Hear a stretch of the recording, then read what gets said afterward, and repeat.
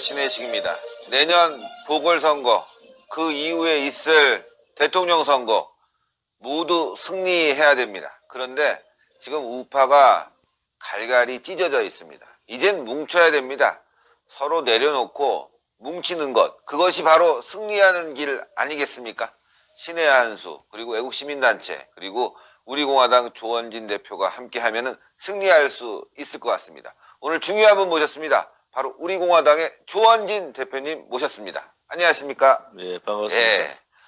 정말 요즘 선거 끝나고 난 뒤에 조사를 엄청나게 많이 받으신다고.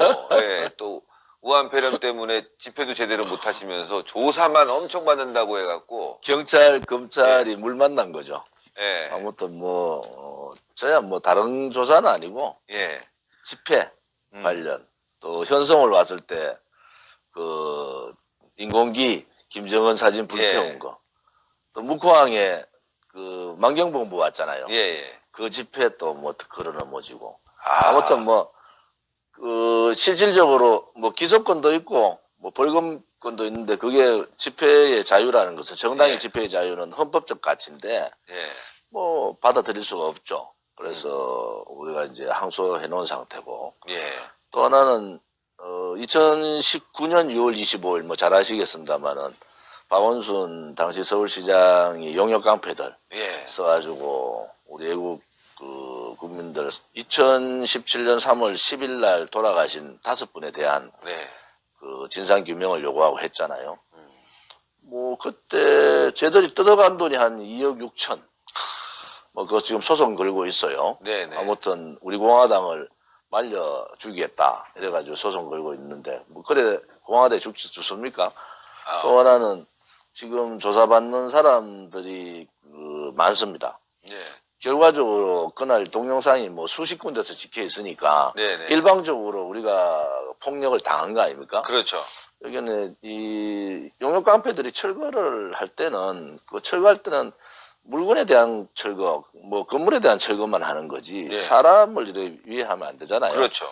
근데 지금 103명이 다쳐서 실질적인 진단서를 끊어서 우리 공화당 지금 변호인단이 구성이 되어 있습니다. 그래서 대대적인 손해배상 청구를 하겠다. 왜냐하면 이거는 분명한 행정집행의 행정대집행의 위반이거든요. 그렇죠. 그래서 저희들은 이길 수 있다고 보고요. 아무튼 그 이후에도 우리 공화당에 대한 탄압이 되게 많습니다. 지금 이달 8월 30일 되면은 우리 공화당 창당 이제 3년 되는 해고. 3년 동안 사실은 제가 이제 1기 지도부 구성을 하고 이번 7월 4일 날 지난 7월 4일 날 2기 지도부 구성이 했잖아요.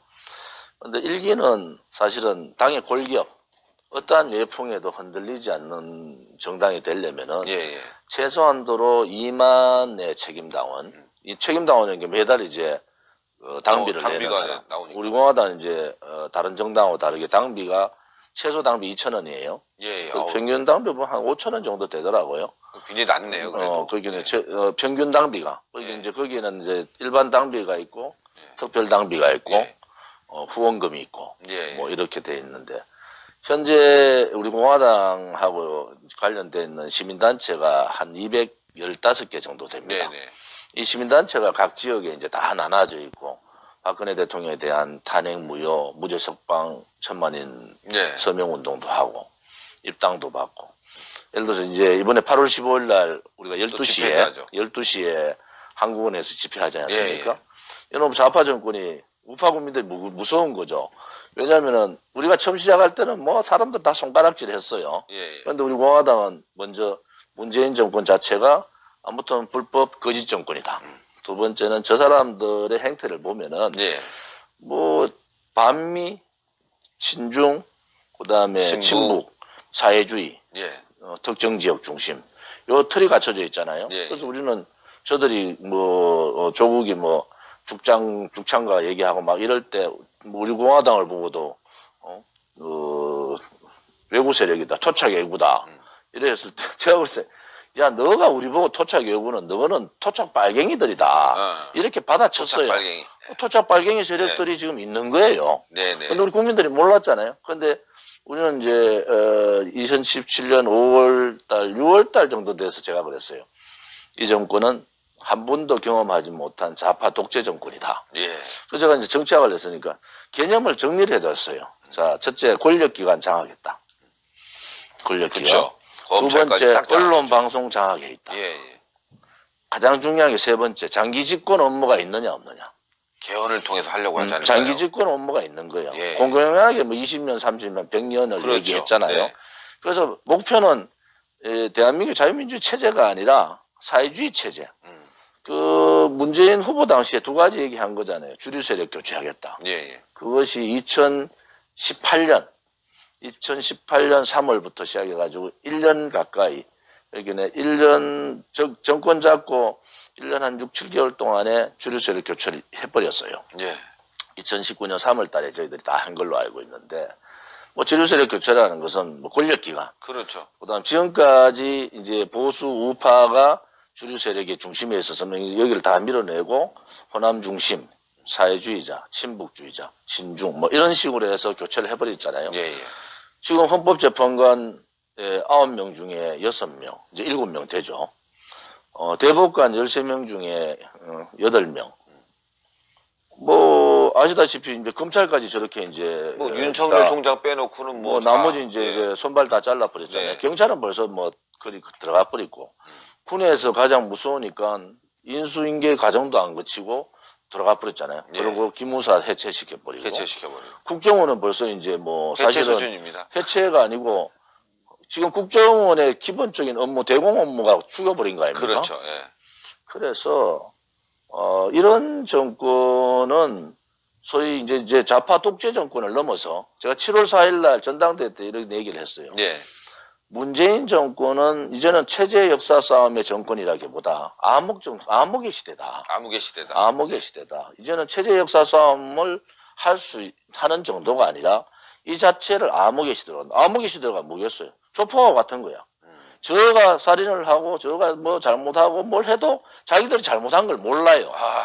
자기 그렇죠. 이제 멘탈에 이제 빠져버린 거예요. 예. 이것은 대한민국을 위해서 제대로 가는 길 아니냐 이래 보는데 국민들이 볼 때는 아니 저것들이 뭐 저래 이런 거 아니겠어요? 그렇죠. 그러니까 이제 저는 항상 얘기하는 게 제가 어느 시민단체가 뭐 이제 부정선거를 균형을 하게 하는 단체든 뭐 어떤 단체든지 간에 우리 공화당에서는 그런 부분에 대해서 다 찬성을 해요. 왜 찬성을 하냐 그러면은 각 시민단체 성격에서 각자의 활동을 하고 그럼요. 각자의 네. 저항을 하자. 지금 유치원 3법 그 문제 있었죠. 그 다음에 자사고 외고 문제 있죠. 그렇죠. 그 다음에 원전 문제 있었죠. 그리고 각 분야마다 이번에 이제 뭐 부동산 문제, 부동산 그 문제뿐만이 아니라 이제 세금 폭동 문제, 그 다음에 정규직 문제 때문에 뭐 인천공항 가가지고 예. 뭐 문재인식 정규직이 생긴 거예요. 이게 신이야. 자기 패거리들만 놓은 거지. 신이야. 예. 신의 한 수의 신이 아니고 진짜 신이 돼본 거야. 문재인이 정규직 하고 하면 정규직 되는 거야. 예, 예. 그래서 아무튼 우리 공화당은 문재인 정권 자체를 인정을 안 하잖아요. 예, 예. 그래서 제가 공영방송 못 나가잖아요. 그 얘기 한번 제가 공개적으로 뭐 대통령 다 와야지 그렇죠. 대통령 부를 거 아니냐. 그때 뭐 소설 풀을 때고 지금도 그렇지만 그래도 뭐 할 얘기는 해야 돼요. 네네. 그래서 우리 공화당이 지금 이제 5월 28일 날 이제 태극기 그때 태극기가 다 한 것도 안 할 때 그때 이제 태극기를 들 거냐 말 거냐 해서 이제 태극기를 처음 들고 예. 마로니에 가서 시작을 해서 8월 30일 날 이제 창당을 2017년 8월 30일 날 창당했잖아요. 즉 3년 동안 아무튼 우리 공화당은 각 시민단체 활동이나 뭐 어떤 유튜브 활동에 대해서 우리가 이런저런 평을 안 합니다. 왜? 네. 이 저항운동이라는 게 다 모여가지고 한테 하는 것도 중요하지만은 각 분야의 저항운동이 예. 대단히 효과가 있다. 왜냐면 당사자가 지금 당하는 거예요. 우리가 3년 동안 그렇게 뭐 신의 한수도 그렇고 우리도 그렇고 막 그렇게 국민들한테 외치고 그렇게 막 정말 그 나라가 망합니다 하고 해도 당사자 일로 안 들어오니까 어려운 거예요. 지금 문재인 정권 돌아서 한번 보십시오. 예산 이번 또 4차 추경한다는 거예요. 4차 추경이죠. 야, 이게 지금 나라가 512조 슈퍼 예산을 하고 일자리 창출한다고 70조를 썼어요. 예, 아무 효과 없습니다. 저 일자리 뭘 했느냐? 실무 일자리, 단기 일자리. 좌파들은요, 아무튼 자기가 했던 일은 다 잊어버려. 제가 국회 때요, 야당들, 그 당시 야당, 지금 더불어민주당이 뭐라 했느냐? 양질의 일자리를 계속 떠들었어요. 예. 근데 결국은 양질의 일자리가 아니고 공공기관, 공기관에 의한 3개월짜리 일자리. 그 다음에 실버 일자리 해가지고 뭐 도로 건너는데 뭐 불 끄는 것도 있어요. 이래가지고 하고 빈 학교에 불 끄는 거 뭐 등등 이런 일자리를 쫙 깔았어요.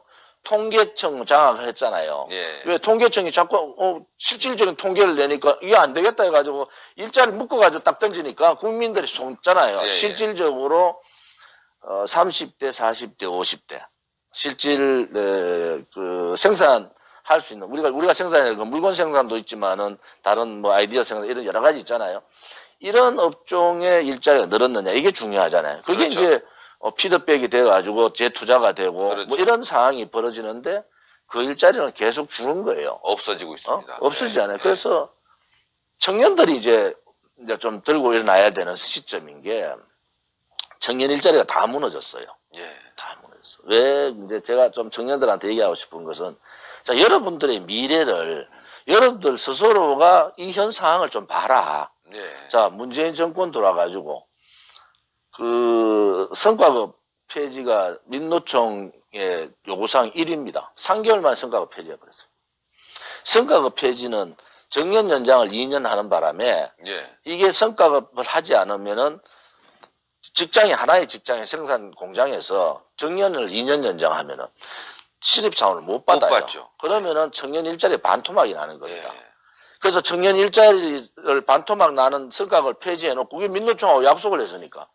그러니까 이제 청년들 일자리가 이제 공중에 붕 떠버렸잖아요. 예. 그래서 18만 명이라는 이 공무원 정원을 한 거예요. 공무원 정원이 330억. 공무원이 30년 근무한다고 계산하면 330억 들어가는데 우리 공화당이 계속 얘기한 거예요. 우리 공화당이 정책적으로 많은 얘기를 합니다. 자, 330억을 따지면 한 가구당 5천만 원의 빚을 지는데 예. 우리나라 공무원이 작으냐? 자, 인구적으로 따져서 배가 되는 일본에 비해서 작으냐? 그 다음에 뭐 7,500만 정도 되는 독일에 비해서 작으냐? 그렇지 않거든요. 예. 단지 하나 청년 일자리를 자기들의 민노총하고의 그런 부분 때문에 청년 일자리를 이제 막혀버리니까 그렇게 만들어보잖아요. 지금 소주성 얘기도 안 나오잖아요. 그렇죠. 신케인즈 이론자들 다 돌아갔어요. 유시민인가? 뭐 신케인즈 이론 해야 된다 하고 이게 포퓰리즘인데 뭐 재정이 지금 이제 미래의 재정 국감까지 다 열어선 거예요. 그렇죠. 한번 보십시오. 4차 이제 추경 들어가면은 이제 30조에서 또 4차 추경 들어가잖아요. 또 수십 조 갖다 또 뭐 들어가면은 자 지금 이 정권에서 예산 512조의 슈퍼 예산 4차 추경에 3, 40조 또 이제 들어가면 한 50조 가까이 예. 일자리 한다 60, 70조 그 돈 다 어디서 나오느냐 미래의 곳간의 열쇠를 열어버린 거예요. 젊은 사람들의 이제 미래 젊은 희망들. 사람들이 예. 들고 일어나야 돼요. 네네. 내 일자리 돌려도 이래다 이런. 그 다음에 민노총이 박근혜 정부 때 민노총이 고용세습 그 당시에 131개 기업 이 고용세습 문제가 있어서 박근혜 정부 때 110개 기업의 고용세습을 막았어요. 지금 발표를 안 하지만은 뭐 서울시 산하에 등등 해서 민노총이 고용세습을 다시 돌려놨어요. 저는 아마 131개 플러스 알파가 됐을 거다. 알파가 된다.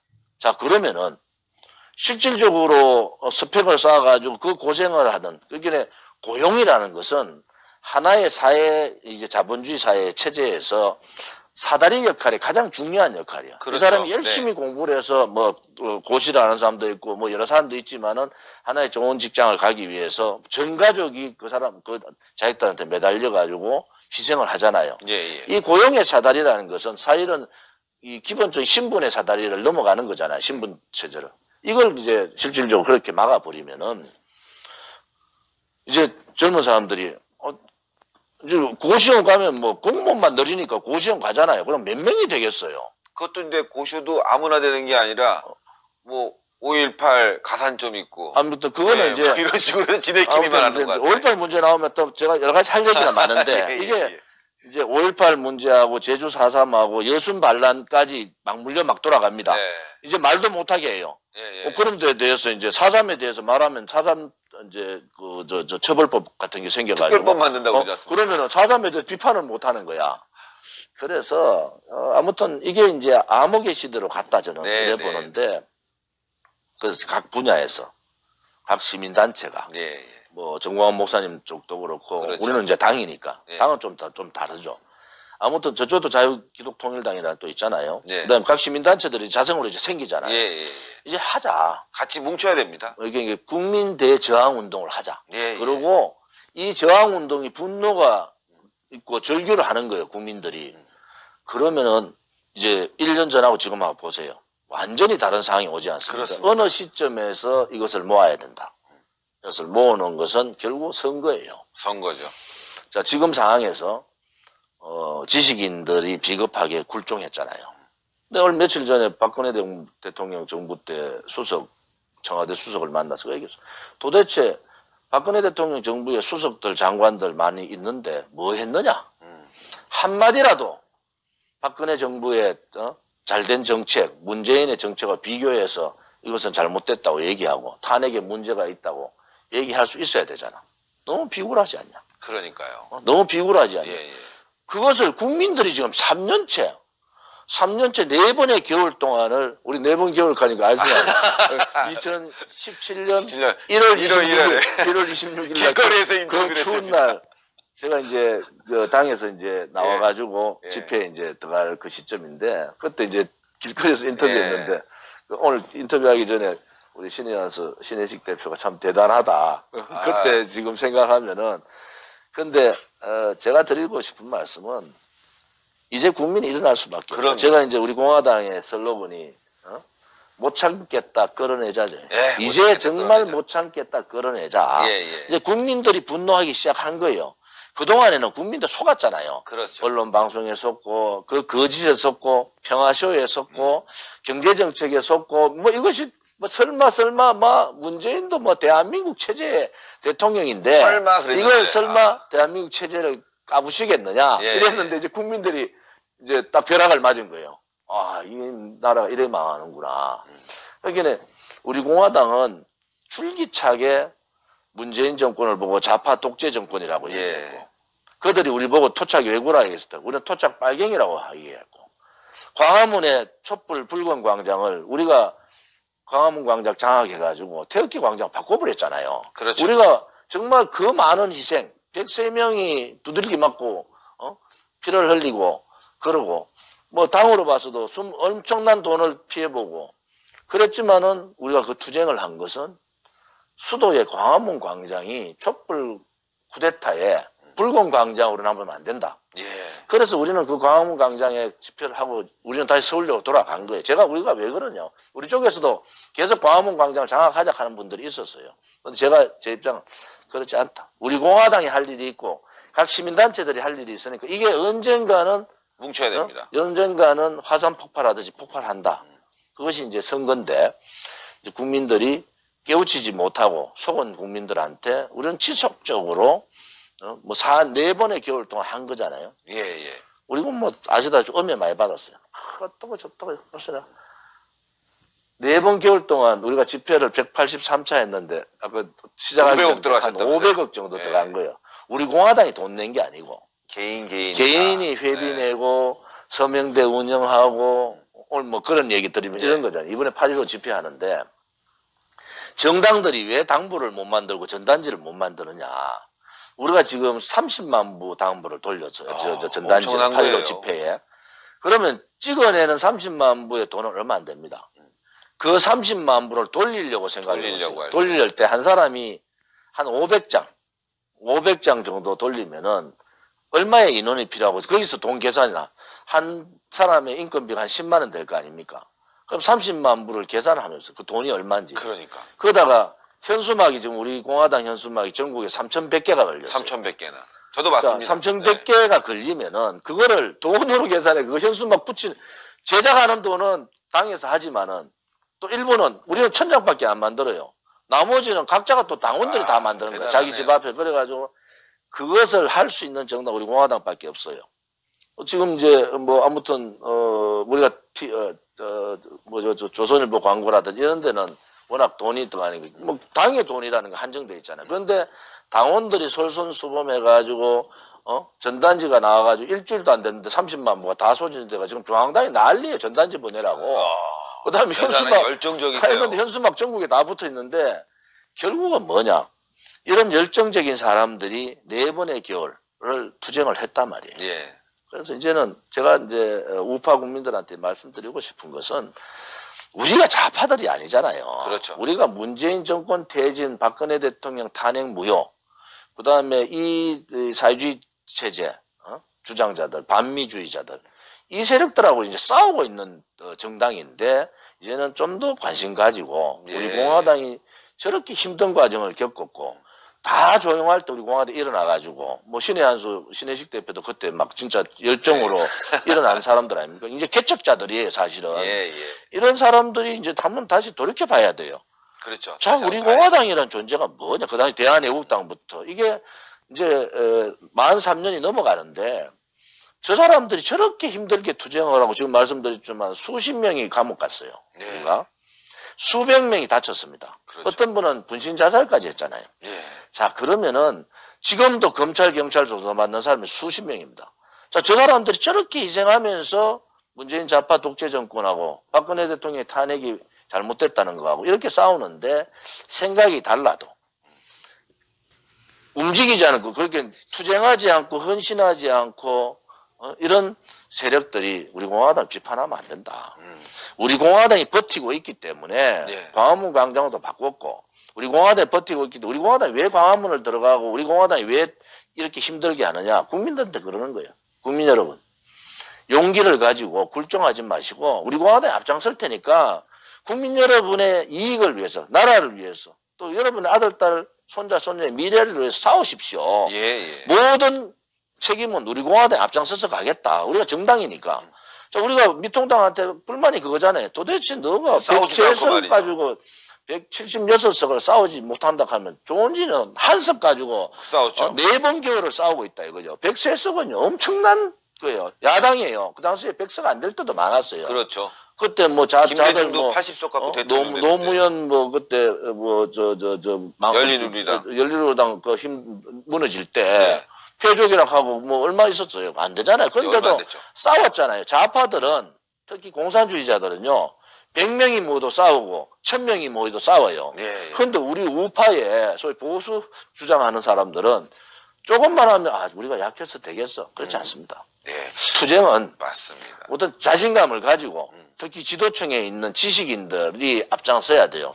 미래통합당이 안 나서니까 미래통합당 소속의 단체장도 안 나서고 거기에 시구위원도 안 나서고 안 나서잖아요. 이제 미래통합당이 답답합니다. 뭐 조영 원내대표 제가 친구잖아요. 조영 원내대표가 전체주의라고 얘기했단 말이야. 그럼 전체주의는 자유민주주의 체제의 악이에요. 그럼 그 악과 싸워야 되잖아요. 원내에서 예를 들어서 7석 상임위원장 7석을 내줬다. 그리고 너 18개 너 가지고 뭐 이해는 해. 18개가 너 마음대로 책임도 지고 너 마음대로 할 일들을 그럼 그 피해 누가 가요? 국민들한테 오죠. 국민이 가는 거예요. 자, 이번에 부동산 3법, 그 다음에 임대차 3법. 자, 국토위원장 원래 미래통합당 목이었어요. 그러면 그 목을 가지고 한 1년간 싸울 수 있습니다. 그 어쩔 수 없이 패스트트랙에 올릴 수는 있어요. 그 기간이 있잖아요. 1년 정도의 기간이 있다고요. 그렇죠. 그러면은 그동안에 이 부동산의 당장에 피해보는 사람들에 대한 대책을 세운다고요. 국민 스스로가.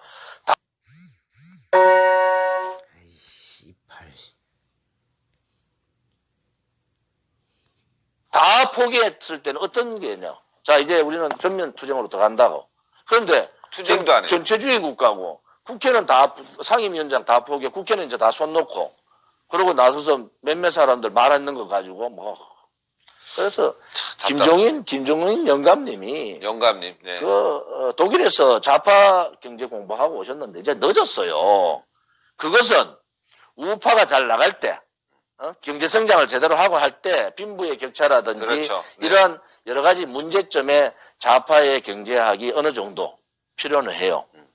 그런데 지금은 체제가 좌냐 우냐의 선거로 체제를 하는데 소위 말하는 보수 정당이라는 미통당이 좌파 경제를 가지고 있는 김종인 영감을 들고 오면 되느냐고. 그리고 안에서는 아무 얘기 안 하니까 이제 뭐 이승만 대통령, 건국 대통령, 그것도 부정하려고 박정희 대통령 사진도 내려보자. 예. 다 내리라 이거지. 너가 다 도망가라 이거야. 다 도망가도 국민들은 너한테 속았다는 걸 이제 뼈저리게 느낀다. 그래서 저는 앞으로도 우리 공화당의 길은 그냥 갈 거예요. 그래서 예. 우리 신의 한수 청취자들, 시청자분들이나 또 우파의 우리 국민들이 아무튼 우리 공화당 분열 안 합니다. 분열 안 하는데 대통령이 지난번 총선 때 메시지가 옳았잖아요.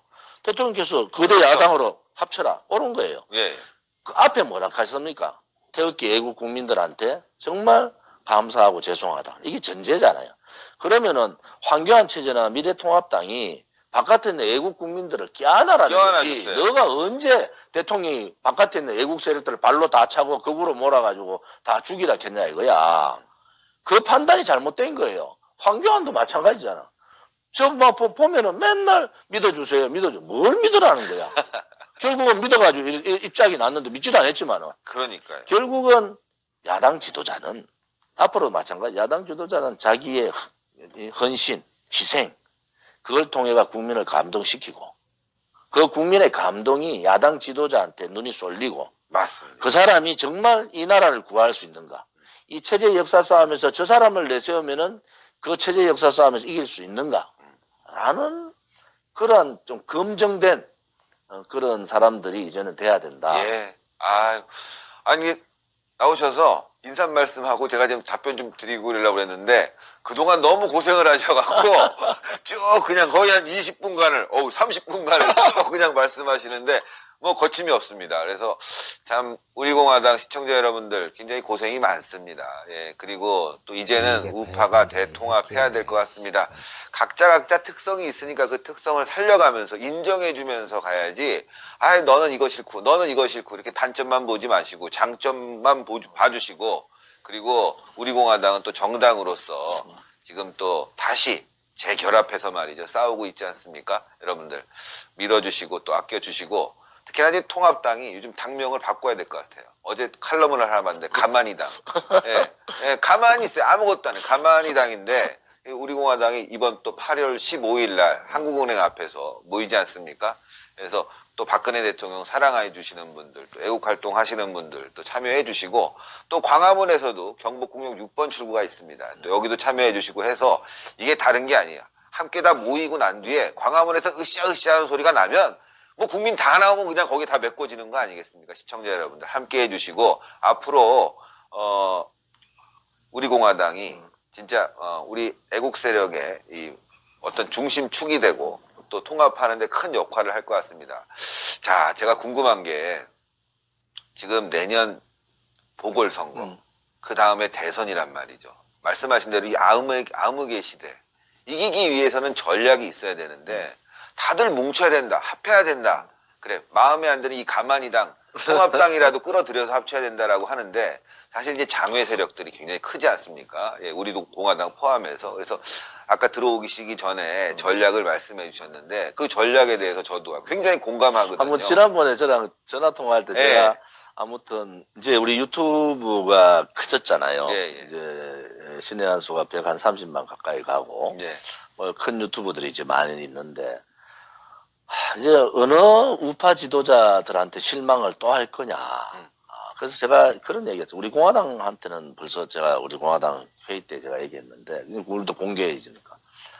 아무튼 이번 8.15 집회 끝나면은 우리 공화당은 보궐선거 대책위원회를 바로 구성해서 당내에 2사람, 당 바깥에 2사람 이렇게 해서 경선을 붙이겠다. 우리 공화당이 제일 먼저 다음 서울시장 후보, 부산시장 후보를 낼 거예요. 바깥에 우리 공화당 외에 또 태극기 세력, 애국 우파 세력들이 많잖아요. 여기서도 좀 모여가지고 후보를 좀 내자. 그래서 경선을 안 붙자, 바깥에서. 미통당 보고 그냥 있으면요. 또 미통당 후보 하나 만들어 놔놓고 너 따라오려면 따라오고 따라오기 싫으면 따라오지 마라. 또 안 돼요. 왜 안 되느냐? 대통령께서 그렇게, 박근혜 대통령이 그렇게 얘기했는데, 우리를 거꾸로 발로 찼잖아. 이제 체면도 없어. 우리 보고 도와달라고 할 체면도 없어요. 예, 예. 그러면 또 지는 겁니다. 네. 또 지는 거예요. 그래서, 아무튼 바깥에 단일 후보 작업을 하자. 소위. 그렇죠. 그리고 미통당 후보가 나오면은 또 결성 단일 후보를 붙자. 단일화 한번 해보자. 네, 예. 근데 미통당 그분 못할 거예요. 왜? 바깥에 단일 후보가 미통당 후보보다 저는 훨씬 훌륭한 후보가 나올 거라고 자신이 예, 나고. 예.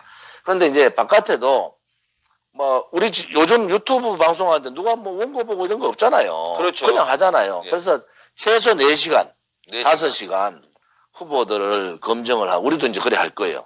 후보 4명을 아무것도 없이 국가관, 정체성, 안보, 그다음에 이 외교 국방, 경제 뭐 이런 복지 부분까지가 토탈해서 한 3시간에서 4시간 정도를 이제 생방으로 할 겁니다. 예. 그러면 국민들이 보는 거예요. 아, 저 사람의 능력이 어느 정도인지, 저 사람의 국가관이 어떤 건지, 저 사람 위기 극복 능력이 어떤 건지.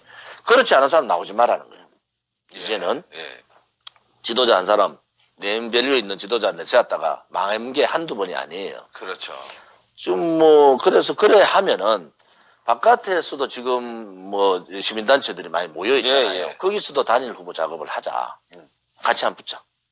그래서 우파 국민들의 모든 관심을 한번 모아보자. 예, 예. 이게 이제 투표율을 높이는 거예요. 네, 그 다음에 이 이슈에 대한 약간 그거를 2번의 과정을 겪으면요. 이 국민들이 이 이슈에 대해서 어떤 생각을 하고 우리가 어떤 방향으로 가야 될 건가까지 이제 해결이 된다고요. 네, 네. 그러면은 미통당 후보 나올 거예요. 예. 경선하자. 같이 경선하고. 경선하는데 국민 경선 이런 거 안 된다. 보수 우파 지지자들 경선하자. 예. 뭐 좌파들 들어가다가 경선해봐야 무슨 의미가 있더냐. 그러니까 중도론자 얘기 나온 거예요. 이번에 중도론자가 다 망친 거잖아요. 중도론자 하다가 나왔던 사람들 지금 다 도망가고 없어. 그러니까. 김무성, 유성민, 김종인, 뭐 그다음에 김영호, 또 박영준, 뭐 등등등 이석영, 김용호는 저 대기업에 좋은 자리가 있어. 이준석 뭐 이래가지고 쫙 중도론자들이 이제 전체 선거를 치렀는데 중도론자가 참패했잖아요. 그렇죠. 저는 그때 뭐라 그랬나 하면 탄핵의 강 잘못 건너면은 다 빠져 죽는다.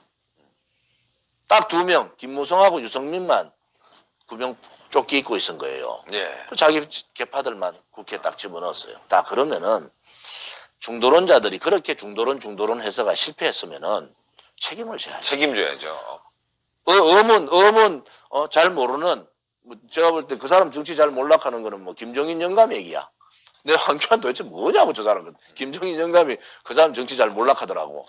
근데 그 표현 그대로 그 사람 정치 잘 모르는 어문 사람만 지금 난리 나놓고 그래서 이제 중도론 그런 거 허상 꿈 같은 얘기 하지 마라. 나라가 체제 싸움, 역사 싸움이 벌어졌는데 그렇죠. 무슨 중도가 있냐? 예. 예.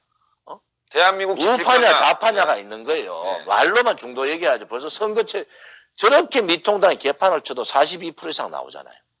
제가 얘기하는 것은 이러한 과정을 겪으면은요. 우파의 투표율이 확 높아집니다. 높아집니다. 그러면요. 뭐 중도론자 이런 거 의미가 없어요. 투표율을 높여서 제압을 해야 돼요.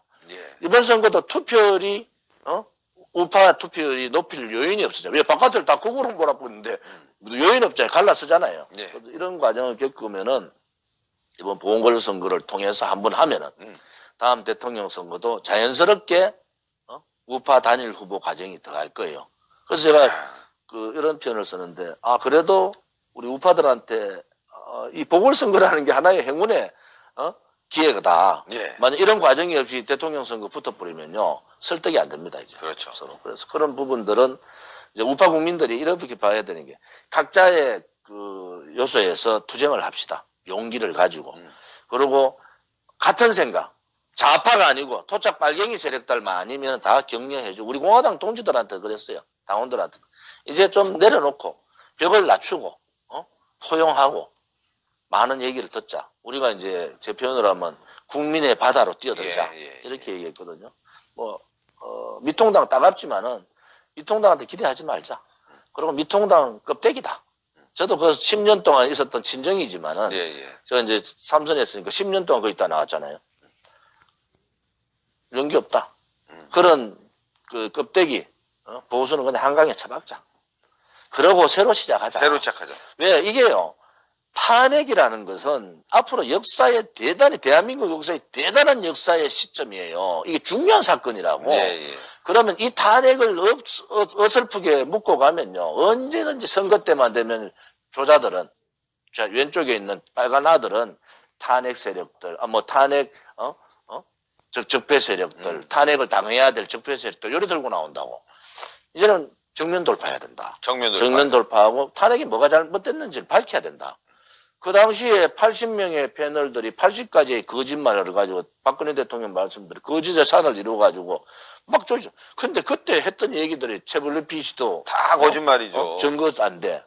그 다음에 안종범 수초도 증거 능력이 없어. 그럼 그 다음 미르 재단 없어. 죄가 없어. 그럼 대통령이 죄를 뭘 지었냐는 거야. 강요죄랍니다. 대통령 하나 있다 하다. 이재호가 최소원 딸한테 39억짜리 말을 줬나 안 줬나요? 그것도 삼성 건데요. 이것도 삼성 소속이잖아요. 예. 이거는 말이 안 되는 거예요. 이제는 국민들이 다시 한번 생각을 해보자. 그 2017년 3월 10일 이전 2016년 겨울부터 벌어졌던 그 거짓 선동 조작 업무의 사항들을 한번 다시 돌이켜보자. 그러면은 박근혜 대통령이 얼마나 힘들게 옥중투쟁을 하고 있느냐. 지금 1229일, 오늘 1230일 동안 저렇게 하고 있잖아요. 예. 그러면은 저는 왜 얘기를 하느냐. 이 좌파 문재인 쿠데타 정권을 무너뜨릴 수 있는 방법은 박근혜 대통령의 탄핵이 아킬레스건이에요. 그것의 거짓의 산이 여기에 다 있다고요. 예. 자, 이것을 그냥 모른 척 해서는 안 된다. 그래서 우리 공화당 또 대통령 메시지 나오고 어떤 당원들은 좀 아쉬워하고 절대 안 된다. 이것은 앞으로 대한민국의 역사에서 대단히 중요한 거다. 그래서 항상 우리는 그 생각을 가지고 앞으로 이제 바깥의 우파 세력들하고 다 같이 정권 교체. 지금 해봐야 2년 안에요. 2년이죠. 2년 안에 지방자치제 선거, 국회의원 선거는 더 있지만 3번의 선거가 있는 게 보궐선거, 대통령 선거, 지자체 선거.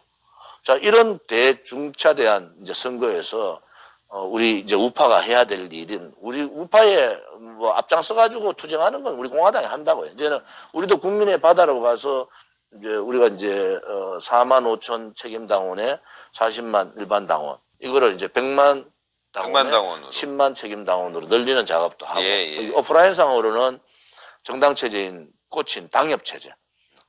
국회의원 선거구에 당협 체제를 갖추고 온라인상으로는 아무튼 국민과 상방 소통할 수 있는 플랫폼을 만들어서 이제는 기존의 언론 방송들이 안 실어주더라. 또 우리가 갈 수 있는 길은 가겠다. 이런 지금 구상을 가지고 7월 4일 전당대회 이후에 한 달 동안 급박하게 이제 계속 하고 있는 거죠.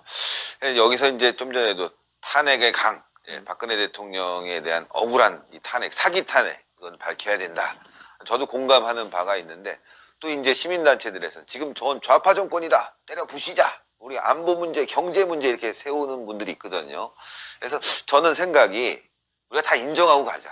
이제 그래서 집회할 때 보면은 야, 왜 니네는 탄핵 얘기 안 해? 야, 이 배신자들아 이러고 지나가고. 그거 옳지 않습니다. 네. 또 한쪽에서는 또 왜 그 얘기만 탄핵을 얘기하든 신발을 투척하든 부동산 악법에 싸우든 의사들이 저는 좀 의사분들한테 이 정권은 철면피 정권이에요.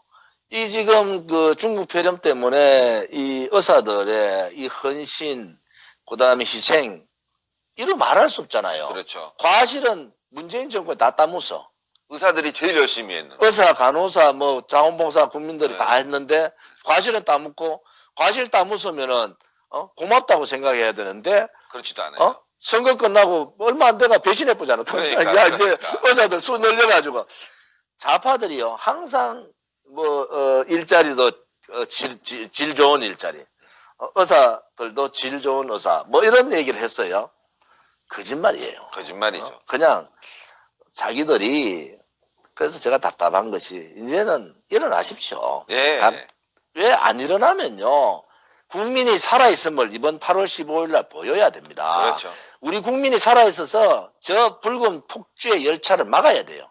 막아놓고 선거를 통해서 하나하나 끌어내려야 되는 겁니다. 그래 하려면은 많은 국민이 모여야 되잖아요. 분노만 하면 뭐 합니까? 아니 지금 전세 뭐 임차인입니다, 임대인입니다. 그 문제가 아니고 당장에 모든 국민들이 이제 자기의 생존권의 문제가 들어오니까 생존권의 문제에서 뭐 예를 들어서 임대사업자들 쪼매난 빌라 몇 개 해가지고 세 얻어가지고 사는 사람들이 있어요. 퇴직해가지고 이 사람들 환장하는 거야. 그래서 분노하지 마시고 침묵하지 마시고 한 사람이라도 뭐 한국은행 앞에 가든 광화문 어디죠? 경복궁역에 가든 네. 다 오십시오. 와가지고 문재인 장관 정거 너가 아무리 두드리고 맞고 광화문을 막아도 국민이 이만큼 분노하고 절규한다는 것을 문제는 보여야 돼요. 맞습니다. 그래야지 저 사람들이요. 그래도 안 할 거야. 안 하면은 이세를 모아가지고 선거 때 쳐내야 됩니다. 맞습니다. 우리 표현으로 하면 끌어내야 돼요. 끌어내야 돼요. 그래서 제가 이제 올 신의 한수 와서 말씀드리고 싶은 것도 지난번에 한번 제가 우리 전화 통화로 말씀하셨어요. 이번 선거 참패에 정말 아픈 가슴은 있지만은 이제 더 이상 좌파들한테도 속지 말고 용기 없는 정치인들 정당한테도 속지 마라. 이제 우리 국민들이 일어나서 국민이 무섭다는 것을 보여줘야 되는데 그게 이제 계기가 있잖아요. 8월 15일. 8월 15일. 그다음에 1차 계기고요. 저는 한 10월쯤엔 10월 3일 날 해야지. 10월 3일 날 그냥 다 모여갖고 쫙 모여서 그때 다 모이면 또 광화문 또 막아 놓을 거야. 그래도 그래도 해야죠. 어디선가 모여서 해야죠. 이번 8.15는 저는 국민의 그럴 수 있는 분들은 국민이 내 아들 손자들 걱정하는 어르신들 또 정말 대한민국 걱정하는 분들이 많잖아요. 다 나오셔야 된다. 다 나오셔야 돼요. 어디를 가든 그거는 중요하지 않다. 아무튼 한국은행 경복궁 그게 너무 다 사이니까 다 모이면은 뭐 어쩔 거예요. 다 모여가지고 사람이 많아가지고 서지를 못하면은 못 막죠. 광화문도 들어가야 되는 거예요. 사람이 많아서. 그래서 제가 말씀드린 것은 그날 비도 뭐 온다 하더라도 걱정하지 마시고 오셔서 나라가 망하는 것보다 빚 좀 막는 게 낫습니다. 그리고 오만하고 능력도 없고 오만하면은 능력이 있어야 되잖아요. 능력도 거짓말하고 어떻게 가짜 정권에다가 거짓말 정권에다가 철면피 정권이야. 더 이상 용서하면 안 됩니다. 용서하면 안 됩니다, 진짜. 이제는 미통당한테도 너가 임마 뽑아줄 때 문재인 정부랑 싸운다고 걔가 뽑아줬는데 안 싸우면은 모여가지고 미통당도 비판해야 되는 거예요. 그럼요. 그래서 참 한숨이 나오지만은 참 우리 신의 한숨 보면서 저도 우리 신혜직 대표나 참 우리가 그 많은 시간 동안에 그 많은 엄해와 질투와 또 오해, 또 좌파의 이 탄압, 뭐 이런 걸 받으면서도 저도 지금 뭐 검찰, 경찰 조사 수도 없이 받았어요. 남아있는 것도 많아요. 근데 그 전에 막 이거 해가지고 막 좌파들은 무조건 건다고 막 그러고 피곤하게 만드는데 그런 눈 하나 깜짝 안 합니다. 제가 국민들한테 말씀드리는 것은 아무튼 앞장선 사람은 희생을 하겠습니다. 저도 마찬가지로. 그 사람들이 제가 죽는다 해가지고 무슨 의미가 있어요. 단지 하나, 이 나라가 망하고 있다는 거. 우리가 가만히 있으면은 나라가 무너진다는 거를 한 사람이 국민한테라도 더 알렸으면 좋겠다. 하는 게 이제 아마 우리 공화당도 그렇고 정광훈 목사님 쪽도 그렇고 지금 새로 일어나는 이제 저항운동의 불씨들이 그런 뜻 아니겠느냐. 그렇습니다. 그렇게 생각하죠. 아유, 여러분들 말씀 들으니까 속 시원하죠? 지금 생방송으로 내보내고 있는데 그렇습니다. 우리가 다 뭉쳐야 됩니다. 우리 공화당도 그렇고 사랑제일교회 정광 목사님도 그렇고 기독자유 통일당도 그렇고 다 뭉치면은요 굉장히 큰데 그동안은 조금씩 나눠져 갖고 서로 또 질책하기도 하고 오해하기도 했습니다. 이젠 그런 거 없이요 8월 15일 광화문 일대 또 한국은행 일대 다 모이고 말이죠. 10월 3일은요 몽땅 모여갖고 그냥 문재인 정권 끌어내자고 하면 될 것 같습니다. 그리고 내년 보궐선거에서요 야권 단일화를 꼭 이루어내야 될 것 같습니다.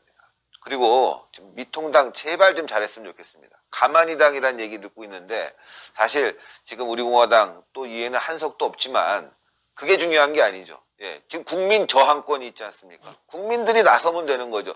국회에 법 103석 있으면 뭐합니까? 아무 일도 못하고 있는데요.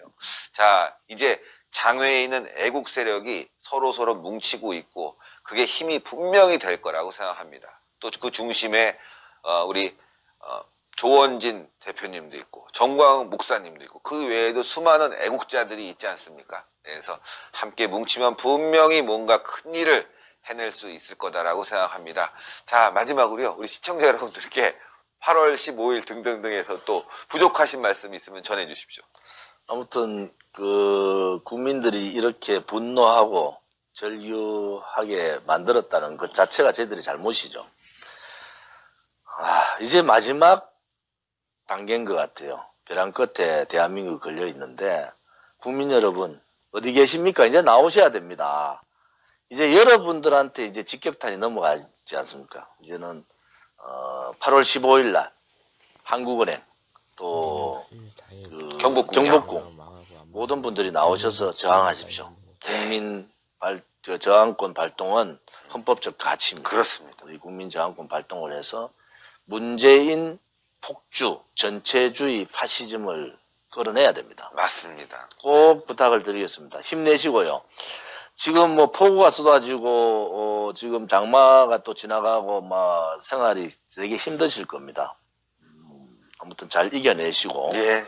우리 공화당도 지금 피해복구 자원봉사단을 구성해서 8.15 집회 끝나면 바로 자원봉사단 전국 자원봉사단 활동을 할 생각입니다. 힘내십시오. 대한민국이 그렇게 쉬운 나라가 아니라는 것을 토착 발갱이 좌파들한테 꼭 보여주기를 바랍니다. 감사합니다. 아유, 오늘 말씀 대단히 감사합니다. 예, 한 40분, 50분 가까이 했는데 시간이 왜 이렇게 빨리 가죠? 후딱 갑니다. 예, 엑기스만 뽑아서 팍팍팍 전해드렸습니다. 예, 그만큼 중요한 말씀을 전해주셨고요. 또 하나가 이번 8월 15일 날 말이죠. 한국은행 앞, 그 다음에 경복궁역 6번 출구. 저는 막 가슴이 뜨거워지는 게 거기서 사람들이 막 모여서 어쩔 수 없이 광화문을 꽉 차서 서울 시내가 말이죠. 태극기 물결로 이루어지는 그런 모습이 연상이 됩니다. 그리고 10월 3일에는요. 이제 모든 시민단체들이 너나 할 거 없이 손을 잡고 나오는 모습도 지금 선한데요. 여러분들 뭉쳐야 됩니다. 일단 말이죠. 통합당이 제대로 못하고 있으니까 장외에서 확실히 뭉쳐서 우리 국민들에게 야, 애국 세력들이 살아나고 있구나. 이 어둠의 세력, 이 문재인 정권 끌어내리는데 우리 애국 세력들이 살아나고 있다는 걸 확실히 보여줄 수 있을 것 같습니다. 자, 여러분들 힘내시고요. 예, 이렇게 희망 섞인 얘기들이 있습니다.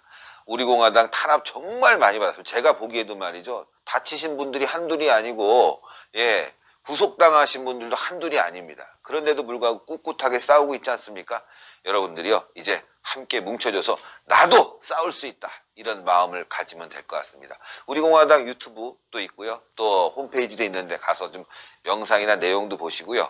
자, 박근혜 대통령 명예회복도 중요하고 또 대한민국 살리는 것도 중요한데 두 축이 함께 가면요. 오른팔 왼팔이죠. 막 문재인 정권 때려버리는 거죠. 네, 그렇게 돼야죠. 이제 한 팔로 싸우지 말고 두 팔로 빵빵 날리면서 8월 15일 대한민국 살리는 그날 위해서 우리 이번 주에 확실히 한번 뭉쳐야 될 것 같습니다. 여러분들 대단히 감사합니다. 감사합니다. 네, 수고하셨습니다.